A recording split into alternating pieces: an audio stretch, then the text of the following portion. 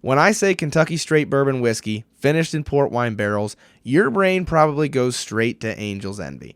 And we've talked about it on the show. We've talked about bourbons versus finished bourbons. Why does it say finished in port wine barrels on the bottle?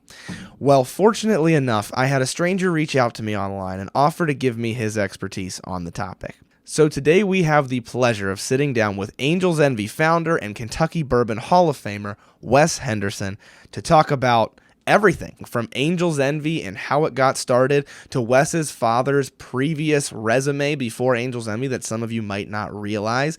We talk about finished bourbons and how they're different from plain bourbons and why it's important to have that finished in port wine barrels at the end of the label. We talk about all sorts of things, and Wes did not hold anything back. He answered all my questions, and you guys know I'm a whiskey geek, and he didn't hesitate to answer any of my questions, so it was fantastic. I hope you guys enjoy this interview as much as I did, because it is an amazing dive into not just Angel's Envy, but the world of bourbon in the circa 2008-2010 era when Angel's Envy was being created. We get to dive into all of that and get, like I said, all my geek questions answered. I actually finished this bottle, just had a little bit of a pour left in it, and finished it during this interview with Wes, which is a pretty great way to finish a bottle of Angel's Envy. But without further ado, I will cut to that interview now with Wes Henderson, the co-founder of Angel's Envy and Kentucky Bourbon Hall of Famer. Wes, I first of all, I want to thank you again for coming on. There's so much that I want to ask, but I always like to start with something that I think is a pretty easy question. And that is, how did your love of whiskey begin? From the womb, from birth. Really, that just, I'm kind of being goofy about it, but being born in, the industry with my dad spending his entire career and my entire childhood in the whiskey industry. I guess I've been in it, for 57 years, but did I really appreciate it and care about it and understand it for a long time? Probably not. So it's just over the years, as I began to appreciate Dad's legacy and appreciate bourbon, and all these things came together. And then now I'm probably one of the biggest cheerleaders for bourbon on the planet. Okay. Now, where do you remember a certain time? Now, your situation's a little unique since you've been, in the bourbon world since birth, basically. Is there a specific time you remember trying it and thinking and appreciating it, or do you think you always had that appreciation because you understood with what your dad did for a living? I mean, Dad was a scientist, and he'd be the first to say that. He did not, and really up until the last, several years, nobody cared who made the bourbon. And so, I understood bourbon. I guess I appreciated it from a scientific standpoint because I was always a science geek. So I'd go to work with Dad in the lab on weekends when I was little, and all I really appreciated was the science behind it. And really for a long time, for a number of years, people around the world didn't appreciate the history of bourbon. So it wasn't until much later, that I really started understanding and appreciating and enjoying it. And I'm talking as an adult, as a not you're not supposed to drink as a minor anyway, but you know what I mean. As an adult, yeah. As an older adult, did I really start getting the totality of appreciating bourbon. And probably just in the last 20 years or so have I really gotten an appreciation and understanding and a diverse palate for bourbon. Okay. Now, for those who don't know, could you maybe break down what that looked like, what your dad was doing prior to you guys founding Angel's Envy? And we'll get to Angel's Envy, what makes it different, and all of that good stuff. But prior to that, could you break down what that looked like and what led you guys to Angel's Envy? Sure. Really what ultimately led us to Angel's Envy was, Dad had a 40-year career at Brown-Forman, created Woodford Reserve, Gentleman Jack Daniel's, Single Barrel, a bunch of other stuff. I spent some time working there as well. Dad had been retired for several years when I decided to start Angel's Envy. So I went down and told Dad when I actually went up to Kentucky from Florida, told Dad what I wanted to do. And Dad agreed to come out of retirement and work with us then. So that's really kind of where it all hatched. But it was the culmination of years and years and years of Brown-Forman. The Dad was done. Really, and he could have been, should have been. Woodford was a walk-off home run, and that's not a bad way to end your career. But I kind of sucked him in. I'm like, Dad, this will be fun. You get to work with me. You get to work with your grandsons.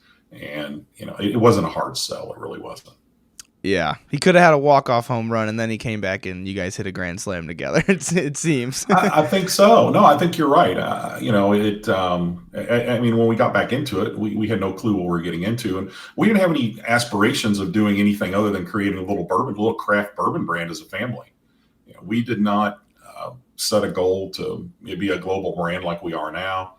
If you would have asked me in 2008 when we started this thing, would I have expected to be where we are now? I couldn't have ever visioned it. Couldn't have ever pictured it in my mind, in my wildest imagination.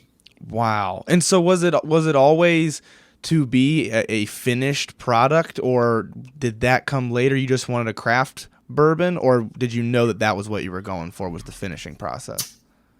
When we first hatched the idea, no, we did not, develop it on the basis of being a finished bourbon. It just evolved that way. And getting Dad out of retirement, I wanted to really stimulate his creativity and not have him excited just to be out of the house again and working with us, but looking at things that he might have done years ago, or ideas he had that weren't the right time or weren't perfected or whatever, and start talking about those things. And we kept coming back to secondary barrel finishes and as a key differentiator. Mm-hmm. And we needed and wanted to come into the market with something that was unique. So, that kept coming up in the conversation and coming up in the conversations. We're like, okay, that's a great place to start. We didn't necessarily think we were going to build the brand around finishing. That was going to be our first effort. But we had a number of different finishes we could do. But we knew we wanted to do a bonded release. We wanted to toy maybe with single malt, with other, mash bills and, unfinished whiskeys and stuff like that. But we just kind of latched on to finishing at Angel's Envy, and that's the sandbox we stayed in. And I wasn't always happy with being in that sandbox exclusively, but it kind of worked for us, and we were the first to really be successful with it. Yeah, so I mean, there's no doubt that Angel's Envy was the trailblazer for the finishing of bourbons. It's done overseas with scotches and with Irish whiskeys, but Angel's Envy, if you look into it, where the first big names in finishing, it was Angel's Envy. Now, obviously, I was not in the business of drinking bourbon at the time that Angel's Envy came out, so I can read about these things, but I'd love to hear it from the horse's mouth. I mean, what did the landscape of finishing, if there was even any, of finishing bourbon look like at the time that you guys came up with this idea? There wasn't a landscape. It was a blank canvas. It really was. Back in the 90s, Jim Beam had released their masterpiece, which was a finished bourbon. I think it was finished in sherry barrels, or maybe even port barrels. It's been a while. I've got a couple bottles, but it was okay. It wasn't great. It was very expensive, and there was no way back in the 90s you were going to support a price point for what they were wanting to charge for. Beautiful packaging, all that stuff. Wrong time, right idea, wrong time. Mm-hmm. So when we entered into the finishing arena, there was a lot of noise about, is this really bourbon? Have we pushed the envelope too far? This debate. It wasn't a huge debate, but there was some noise. I call it more noise in the background, especially by bourbon, let's say more bourbon purist types of individuals. Mm-hmm.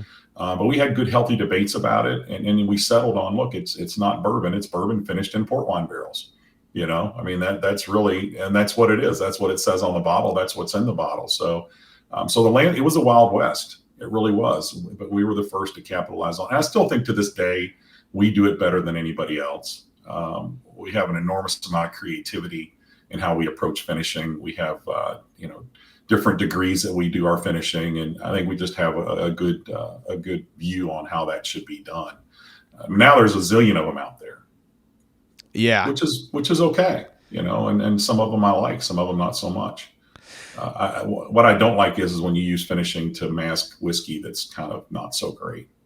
Yes, and so that is what I want to talk about next. I don't want to lose bourbon versus bourbon finished in port wine barrels, but it is important that we discuss, because in some locations on the internet, there are finished bourbons being talked about as being exactly what you said, taking a whiskey that is subpar and covering it up with extra sweetness or with some other flavor of a different spirit or wine. And you mentioned when Jim Beam did it that maybe to you thought it didn't work quite as well. Angel's Envy, arguably, based on the success of it, works very well. And I'm curious as to different knobs that you guys turned or different things you looked into in order to get the kind of balance that you have that created this profile that is known for having that sweetness and that bourbon, and neither one really overpowering each other. Balance is the best possible word I think you can use, and there's balance doesn't necessarily mean that it has to be in the middle. Mm-hmm. It means that the nuances have to be balanced in a way to where they work together. For example, you can still be all the way to the right or all the way to the left as far as a taste profile, but as long as when you are all the way to the right or all the way to the left, you have balance and harmony in those extremes. So I think that's that's the key to it, is to have that, that rich balance. And Angel's Envy, we set out to do that. My dad was about subtlety in finishing, and we really embraced that. Even though when I jumped to the rye, when I created the rye, it was a totally different ball game on finishing. It was the extreme. But Angel's Envy, we liked the subtlety. We liked the fact that it was very approachable. Yet it had complexity. So it was something approachable for somebody new to the bourbon world. Mm-hmm. And there are some brands out there that are mentioned a lot of times with good introductory bourbons. Maker's Mark's a great one. It's one of those bourbons it's got a good presence. It's not too much. It's not too little. It's a good something to bring somebody into the category. I think Angel's Envy kind of fits there. But where we take it further, though, is that, and sometimes it's hard to have both. Sometimes it's hard to have that accessibility and the complexity. Sometimes you almost got to kind of dial it down to get that approachability. But we really got that balance of approachability and complexity, which is why I think it works so well. And it still does.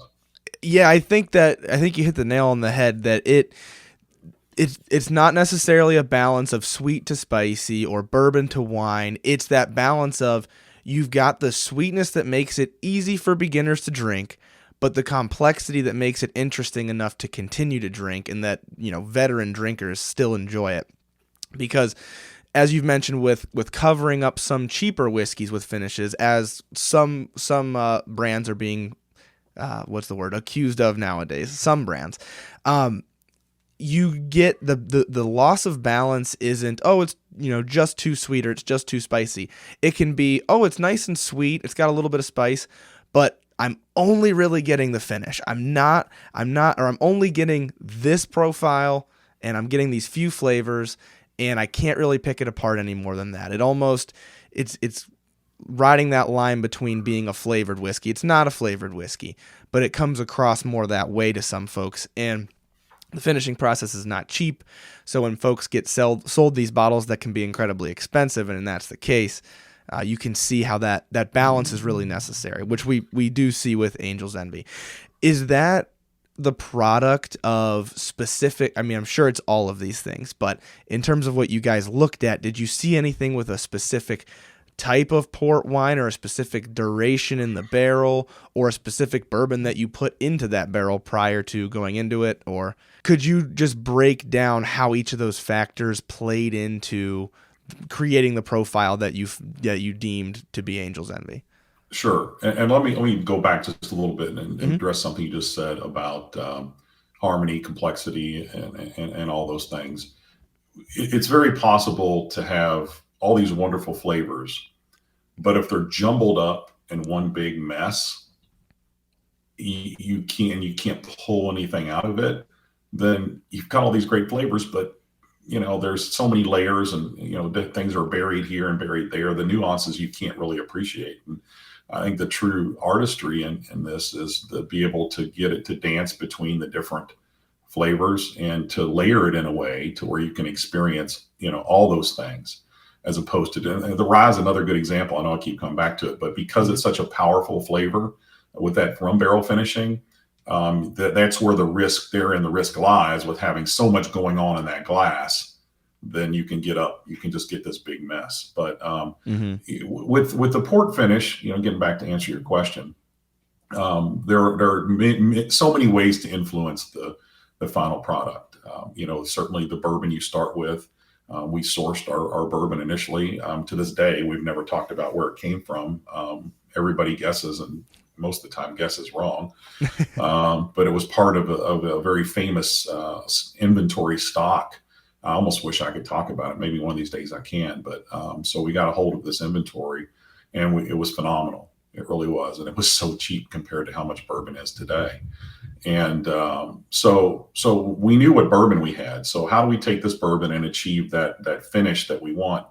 And we talked about several different fortified wines. We talked about port, we talked about sherry, we talked about Madeira, Sauterne, you name it, all kinds of different potential finishing barrels, tequila, you name it, different wine, different other wine barrels.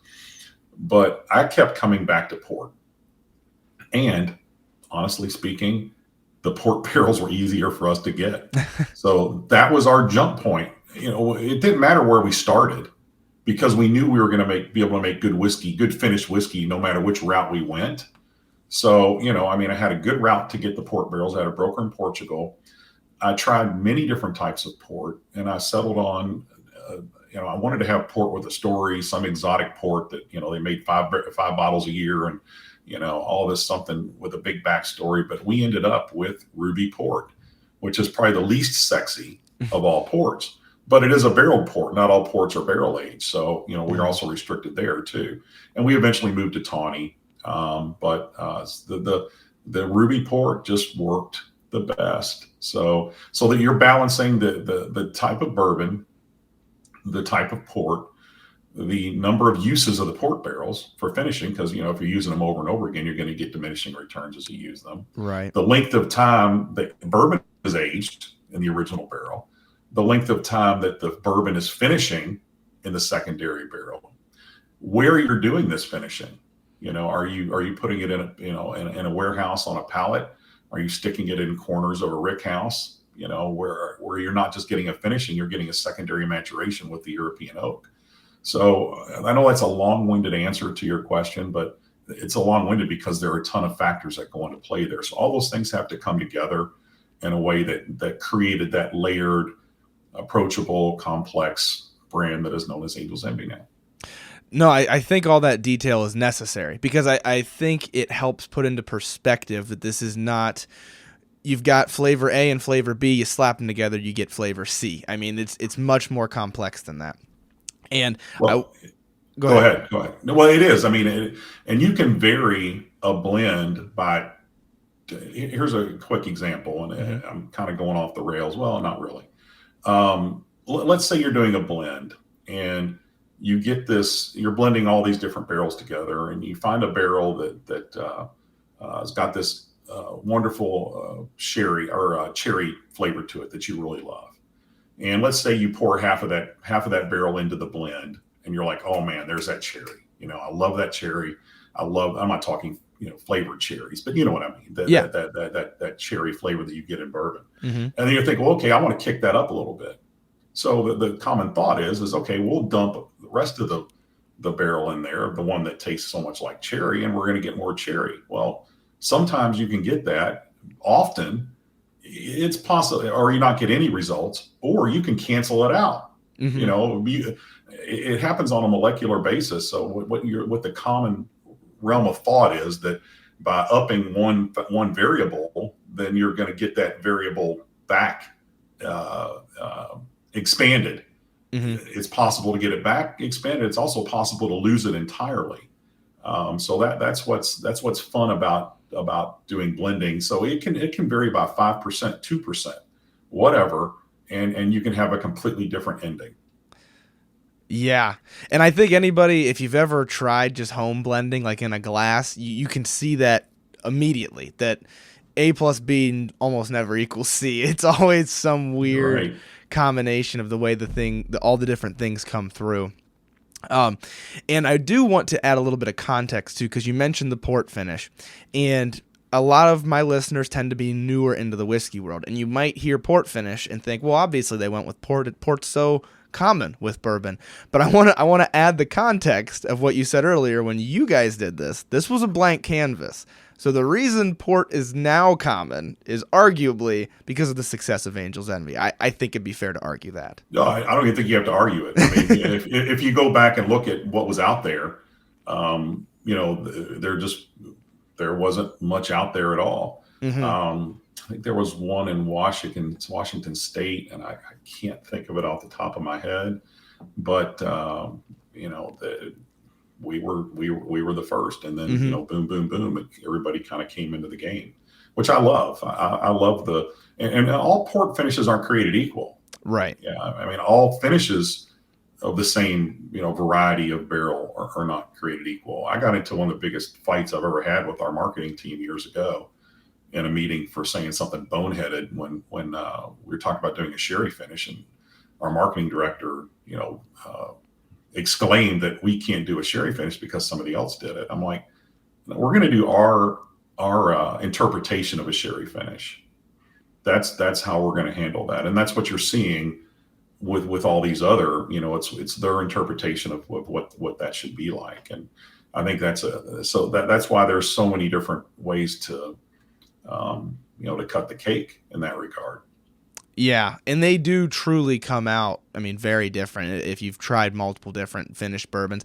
That's the other thing, is people like to think that finished bourbon is going to just taste similar, and that couldn't be farther from the truth, because different finishes can bring wildly different flavors, let alone the same finish at different spots in a rick house or different length of finishing, those sorts of things as well.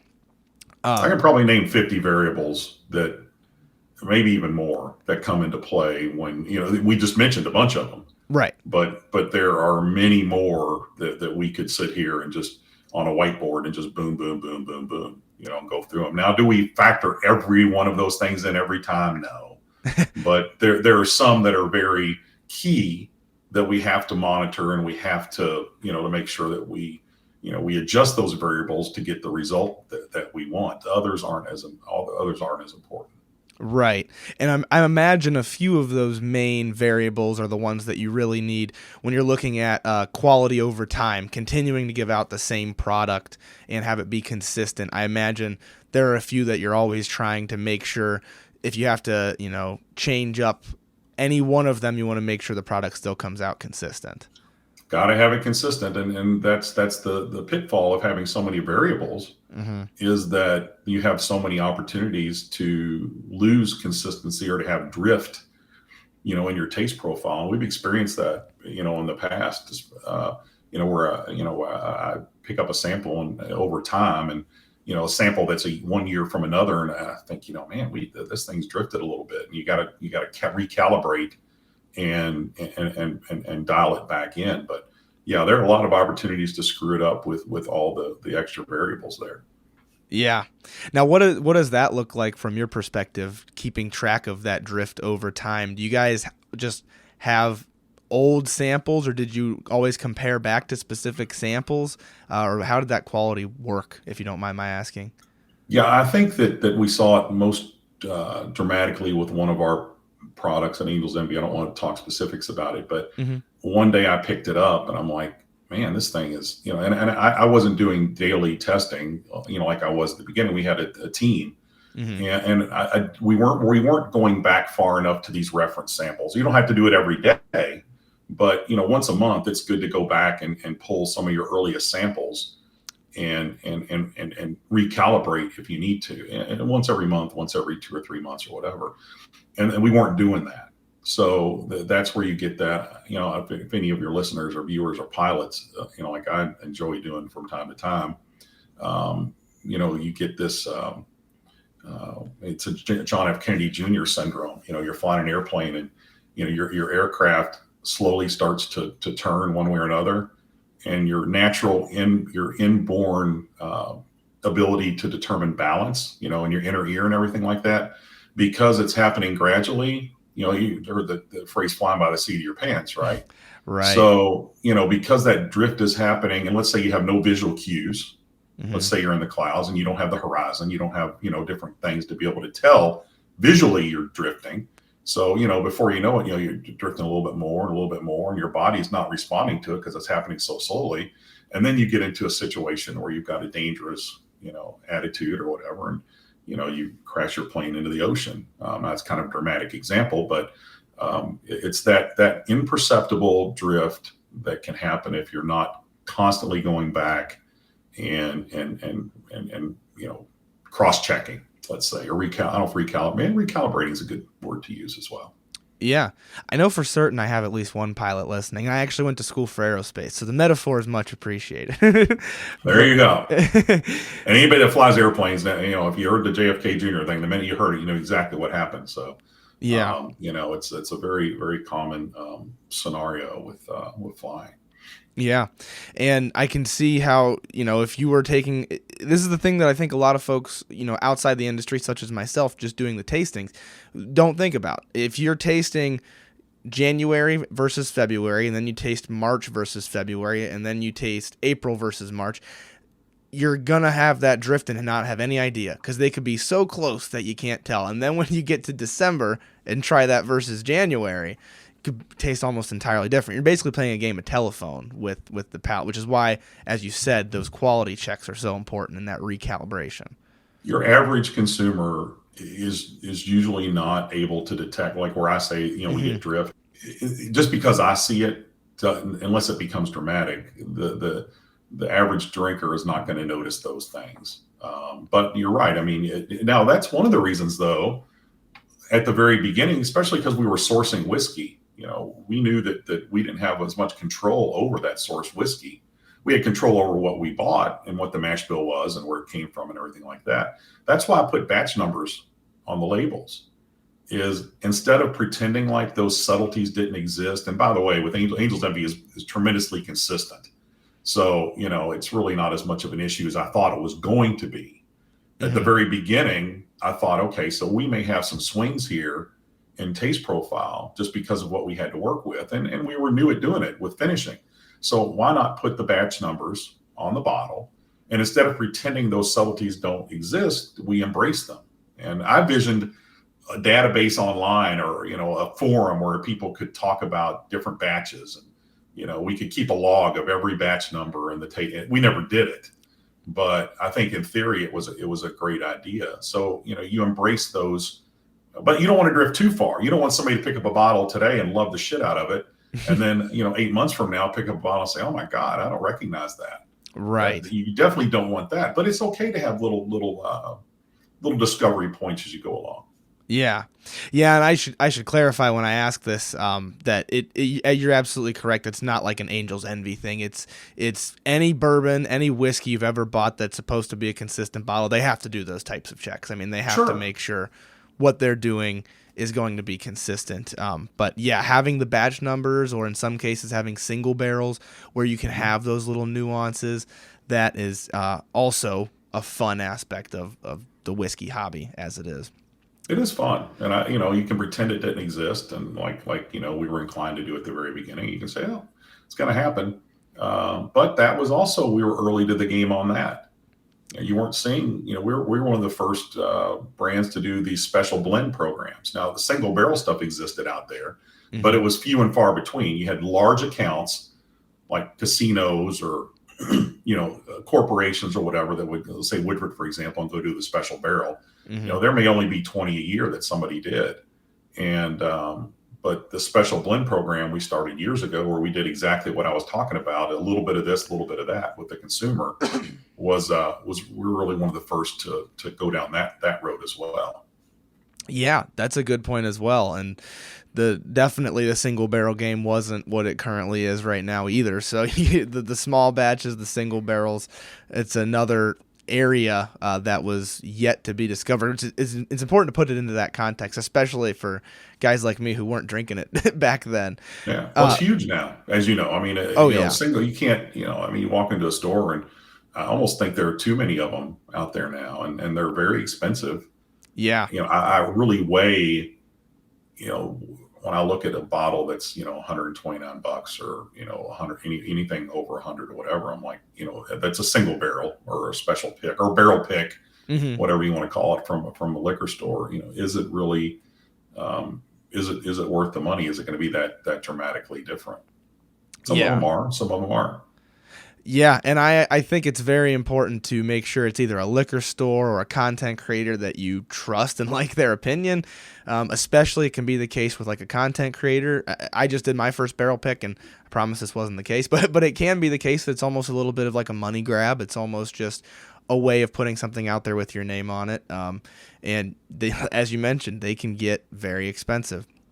And Yeah. I want to get to the reason we met, actually, because of a video that I had posted, and that is the finished in port wine barrels side of the Angel's Envy label. Now, I could give my opinions here, but I actually would love to just hear from you and your perspective and your breakdown of bourbon full stop period versus Angel's Envy and similar finished bourbons in the industry nowadays. The difference, Yeah, for those listening, what right? makes it different and what makes you have to put that on the label? Okay. And then Yeah. and then we can just go from there. And that's that's a good question. As I talked earlier about some of the noise that happened when we started Mm-hmm. doing finishing, is that there are two categories here. There's the straight bourbon category that the TTB has, and then there's a specialty category, which is where, as of now, finished whiskeys sit in that category. So distilled spirit specialty is what it's called. Mm-hmm. So that was part of the debate. So it was very important to us, and we learned at the beginning. I don't really got our hand slapped, but the TTB really drew it to our attention that when we're doing advertising, this is back in the day, that we don't just say Kentucky straight bourbon whiskey, Angel's Envy Kentucky straight bourbon whiskey. And you say, and it's a continuous statement, and this is what's required on the bottle. And the bottle right in front of you says, Kentucky straight bourbon whiskey finished in port wine barrels. It's a continuous statement. It's not. Some of the first bottles had a line on that statement where it said Kentucky straight bourbon whiskey, and then a line, and then a line, and then finished in port wine barrels below that. We got into it, not got into it, but we had some discussions with the TTB. They didn't like that line there because it was not a continuous statement anymore. Okay. It's truth in what's in that bottle, and I'll always say, what is it? Well, it's exactly what it says on the bottle. That's what it is. So, it is Kentucky straight bourbon whiskey with an added step. Yep. It's really, I call it bourbon and more, to break it down in a very, probably far simpler way than it should be broken down. Does that come anywhere near towards answering your question at all? Absolutely. Yeah. I wanted to break that down for those listening because this has been a hot debate online. You saw the video that I had posted that ended up just huge debates in the comments, and I didn't even mean to spark the fire that I sparked, but it was great though. I loved it. Exactly. It's a great conversation to have. And I think there's almost enough, I don't want to say nuance because you can just throw the word nuance out there at a lot of things, but there's almost enough in the laws that you get people arguing both sides. So a bourbon has to be finished in a new charred oak container, which Angel's Envy is. And it cannot be aged. The way it's worded, it's almost like it can't be aged in a used vessel and just be bourbon full stop, which is why you can say, well, it's a bourbon that has then been aged in a used vessel. But it's important to always, on the label, have that is then aged in a used vessel. And I had that video where I basically, I think, said kind of like what you just said. I think I use a much looser metaphor, which is why some people were angered by it, that it's almost like you've got a caterpillar and then you've got a butterfly, the cocoon being the finishing barrel. And some people didn't like that metaphor very much. Maybe it wasn't a very good one. But I did also have a lot of people commenting. Angel's Envy comes by this very honestly. And it's even right here on the label about finishing in charred white oak barrels, and then having on the little added paragraph you guys have on the side there of the bottle. Exactly. It was very important for us to be transparent from day one.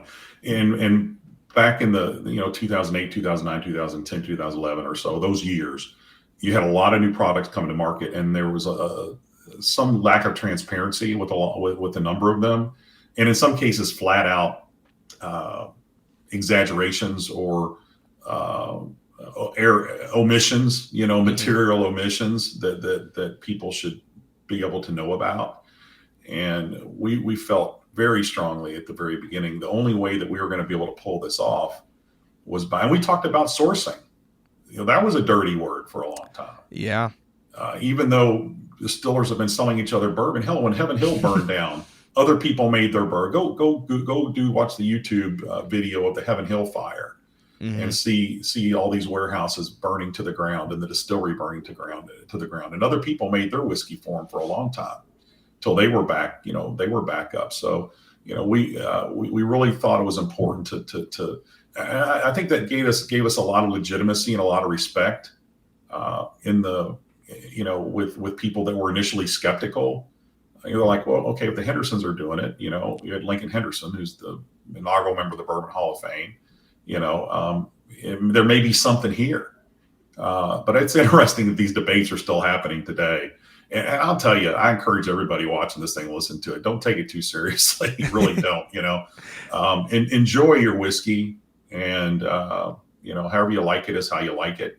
And we can dissect the legalities and have fun with it. But that's all we're doing. We're having fun, and that's Yeah. one of the reasons why I reached out to you when I saw that video. I thought it was great, and I'm like, hey, this is cool. Well, I appreciate that. And I totally agree. And I always try to have that little asterisk when I talk about these things, that I'm not by any means saying finishing makes a bourbon elite or makes it less than other bourbons. The whole point is just that it's a different process that you can add on top of making the bourbon. There And you go. being that I deal with a lot of beginners, whiskey noobs being the name of the show, I get a lot of folks who say, oh, I really liked Angel's Envy, and I've hated the other three things that I've tried. And they're naming three things that aren't finished, or maybe they're extra spicy, a little bit harsher. And I'm like, well, I wouldn't expect you to like those if you specifically liked Angel's Envy. And that's why I like to have that clarity for people, especially sherry finish, wine finish. They're all going to taste different. So I think that labeling is very important to helping folks to understand why it is that they like the certain things that they like, and being able to branch out from there. For sure. And the labeling and the brand communication has to be consistent in that regards too. And that was where the disconnect was, I think, at the beginning with Hmm. finishing, that the marketing department sometimes took creative license a little too far and didn't remember that it's not like you're trying to hide these things. You're pretend like they don't exist. It's just that, hell, it was a lot quicker for us to say Angel's Envy Kentucky Straight Bourbon Whiskey than it was to say Kentucky Straight Bourbon Whiskey finished in port wine barrels, for no other reason than that. Some of our initial marketing was, we had to tweak it a little bit to really accurately reflect what was in the bottle, which I'm glad we wouldn't have done it any other way. I'm going to say I'm glad we did it that way. That's, we've always been that way, and we'll always be fully transparent like that. Yeah, and I can't say this from experience, but just from what I've heard, any labeling in general can be very difficult as to what you're allowed to put on whiskey labels or any liquor label for that matter. So I imagine that it was, especially given that you guys were blazing a trail with this, very difficult to figure out exactly how you could advertise it, how you could put it on a bottle, etc. Yeah, there was a lot of inconsistency on the part of the TTB Hmm. in how they approve their labels. You can have one person one day approve a certain wording, and then another person another day, not approve it. I think they're much better now, and it took forever to get anything done. Now they're much more streamlined. Most of it's done electronically, and you have a much more consistent application. And the TTB understands the category where they didn't understand it. It was the Wild West, Right. back then. So they just didn't get it. Now they embrace it, and now they get it. Yeah. Now, I think since you're in the unique situation that you would know how when you guys were crafting this, how it tasted prior to the port finish, how it tasted after the port finish. Same with the rye as well, but specifically with just the Angel's Envy bourbon finished in port wine barrels. How did you specifically, if you don't mind my asking, how did you specifically see the profile change from the finishing as you guys were discovering this specific recipe that you have? Hmm. We really, I think we knew what we wanted, Okay. pretty early on, and we really, it didn't take us long to get there. It really didn't. We were just lucky in that regard. I got the right port wine barrels from Portugal, from the right guy. We selected the right type of port to start with. It was very complementary to the bourbon that we had. So Hmm. it wasn't that hard to piece it together. I wish, I'm not going to say I wish I could say it was more complicated because it really doesn't matter. But it didn't take us long to get there because we knew what we wanted. I'm sure it had nothing to do with the experience between you and your father, figuring that you were just lucky, right? Putting that together. Well, I think that we were, and I appreciate that. I mean, that's Of very course. kindly put, but there still is a certain amount of artistry and ambiguity to Hmm. things when you start these projects, which is what makes it so exciting and what makes it interesting. I mean, you can have as much experience as you want, but when you start mixing stuff together, I think I have a really keen ability to think of a taste profile that I want and work backwards from there. Which is a kind of a different approach. Maybe I don't know how everybody else does it, but that's what I did with the rye. I knew what I wanted. I knew how the balance of the rum barrel and the rye would hopefully work out, and then I work backwards from there. So, you can have all the experience in the world, but there's still that artistry that comes along with it, and each painting's a little bit different. Hmm. Hopefully, that doesn't sound elitist or I mean. But there is an art form to it. There's the science and there's the art, which is what makes bourbon so fun and so cool, right? It's all those things. Yeah, I mean, I have been accused of being a bit too romantic about the artistry of it as well. I don't think there's anything elite about it at all. I think it's something that's accessible to everybody. And I've often mentioned how I love that it rides that line between science and art. Sure, if you add more rye to a bourbon mash bill, a lot of times you're going to get more of that spice. If you add more wheat, a lot of times you're going to get more of that sweet. But it is by no means, if you put this percent of this percent of this percent of this, you're going to get this flavor profile. Yep, It's you're right. it's an art form. But I do want to highlight that you said about picking what you wanted, knowing what you wanted, and then going for that, because I think that is a testament to the art form of it. I think a lot of times to the consumer, you might think these distillers probably throw something together, they find something that they think is bearable, and then they bottle that and make money off of it. But there is an artistry to it, and the proof is in the pudding with you saying how you pick what you wanted and then you work backwards from there and figured out how you were going to achieve that profile. Yeah, just cross your fingers and hope that somebody likes it. Right, right. That's I kind of joke about that. I mean, it's true. If it's got to be something that folks like. I do believe there's a certain amount of trust that evolves with your consumers over time, and if people like what you're doing and they see that you're consistently doing things that they enjoy, they're more likely and more willing to try and to take your hand and walk on that journey with you, even when you push the envelope, Hmm. which I think is great. It gives you some license to, and that's really, I think our family reputation in the industry gave us kind of that license to be really innovative. People were going to, as I said earlier, what the Hendersons are doing, it maybe there's something there. So we had that credibility, and which gave us a pass maybe to step out of the box, and I want to continue pushing that envelope and continue to, with the people that are kind enough to watch this video. Wow, I mean, we would not be where we are today without that curiosity and loyalty to bourbon and Angel's Envy and everything like that. And I want to continue. I'm retired now, but if I ever do anything else, I want to continue that legacy of taking that journey with people. Yeah, and I'm glad you mentioned that. So, for those listening who might not know, you did step down from Angel's Envy. If I'm not mistaken, it was last year in 2022. Is that correct? Yep, January. Yep. Now, is there anything that you would like for folks to know about that you say is in the future for you that you can or would disclose? I've been keeping busy doing some other stuff.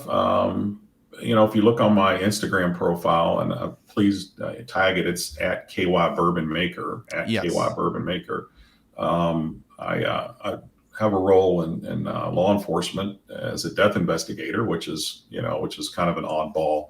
And that's kind of an extension of years in the fire service as a firefighter, like four of my boys are as well. So I've been keeping busy doing that. I did the collaboration with Metallica on Blackened, which came out September of last year. Blackened X, the Wes Henderson version of that, which was on the heels of the wildly successful Will It release that they did of Blackened X, and Mm-hmm. try to scoop one of those up. That Blackened Wes Henderson has gotten some amazing reviews. So and that was all for charity.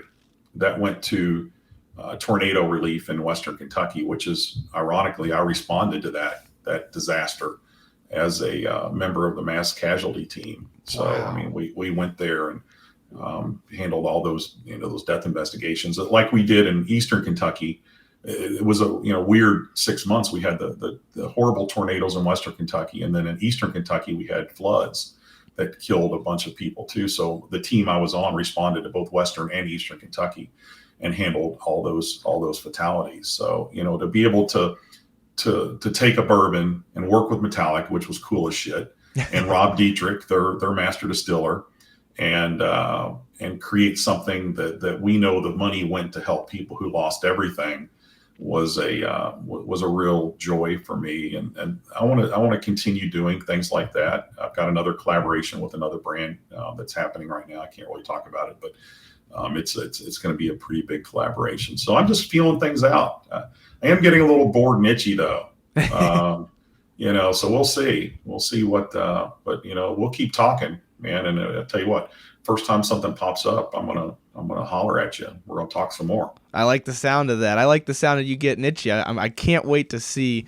what the future holds for you, because I'm certain that if it's anything like you said, your dad could have walked away with the walk off. He came back and hit the grand slam. So if that's any indication, I think we're gonna see some pretty awesome things.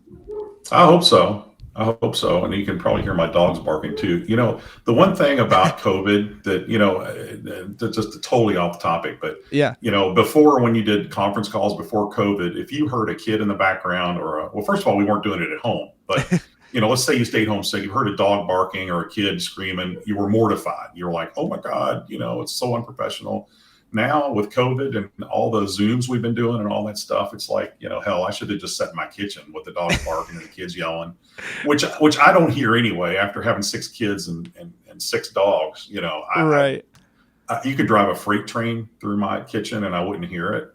But it's kind of interesting how that's changed. So I don't even want to apologize for the dog barking, because we're all used to it now, right? I mean, I think so. that's life. And hey, thank goodness for it, because it gives people like me the ability to do this and not have to have the Joe Rogan money to fly everybody to me to do the interviews. So it works Yeah. out, honestly. My kids asked me the other day, just yesterday, before yesterday, said, "Why don't you do Joe Rogan?" I'm like, "Well, Joe hadn't called me yet, but yeah, that'd be fun. That'd be a fun. But it's tough doing podcasts like that because Mhm. being a brand owner, well, not a brand owner anymore because I sold it, but this is a whole lesson. Another lesson is that we're seeing extreme examples of this right now, where you have to kind of keep yourself away from controversy. That doesn't mean you can't have viewpoints and have values and run your company in a certain way that's supportive of people, but you got to be, everything you say is being scrutinized. So I mean, hell, I don't even know if I'd do that show if I was asked to, but maybe I would. I don't know. Yeah, that would be a scary one. I mean, that biggest platform in the United States, if not the world, right now, I think. You So can really mess yourself. You can step in it really big time if you're not careful, and we're seeing all kinds of examples of corporate crisis because of that type of thing. And bourbon, by and large, has kind of stayed out of the fray. hmm And it really, look, spirits and I mean, of course, we've got huge controversy about beer right now. These are things that should bring people together, and over a drink, and really be able to talk about things that really matter in the Mm-hmm. world, and break down those barriers of stuff that gets in the way of us being real and being human with each other. So it's that's how I view it, and that's why I've stayed out of of that kind of stuff. Is I want to be a unifier with what we do. That maybe sounds a little hokey, but it's factual. Spirits have been for thousands of years have been enhancing our social experiences together, and they'll continue to do so, right? Absolutely. That's one of the foundational reasons I say we drink whiskey in my first episode ever is the camaraderie. It can bring people together. You don't have to be you have to be a certain age. That's the only thing, but you don't have to be from any specific area, any specific type of person to be able to enjoy it. And it's a great unifier. It really is. Any type of spirit. For sure. As it should be. Now, one more time for everybody listening, I will put it in the show notes, but people can find you on Instagram. That's correct? That's right. Instagram and Twitter. I don't tweet a whole lot anymore. But yeah, Instagram seems to be the fun place where I hang out. All right. Yeah, and I will put that down in the show notes so that everybody can find you. Although I don't think they're going to have trouble finding the founder of Angel's Envy. And for that reason, I once again have to thank you so much for taking the time out to have this conversation. I know as a whiskey nerd, being able to ask you these questions directly has been a heck of a treat, and really getting that behind-the-scenes peek at Angel's Envy and the industry. So thank you so much for coming on. My pleasure. And keep doing what you're doing. Keep those debates happening and those lively discussions. And I encourage, as I did a minute ago, if you're watching this, never take it too seriously. Have fun with it, because that's what we're here to do, and be civil to each other, and let's enjoy life and have a drink together. Thank you. Yes, we will. I will keep that going, and I'm sure in the future I'll have to have you on to have some more discussions about it. Absolutely. That'd be great. I would love it. Thank you so much. Yeah, thank you again. Have a good rest of your night. You too, man. Thank you guys for listening to another episode of Whiskey Noobs. If you need more Whiskey Noobs content in your life, make sure you check out our Patreon page in the show notes. And if you like the show, please make sure to leave a 5-star rating or review. It only takes a couple of minutes, and they're way more helpful than people realize. If you want to do tastings alongside the show, make sure you join the email list by sending an email to whiskeynoobspodcast@gmail.com with a subject line that says email list. You'll receive monthly emails with a list of the whiskeys that will be featured throughout the month so that you can buy them ahead of time. You can also find more Whiskey Noobs content on Instagram @whiskey_noobs and on TikTok @whiskeynoobspodcast. Once again, thank you guys for listening. The Whiskey Noobs podcast does not support underage or otherwise irresponsible consumption of alcohol.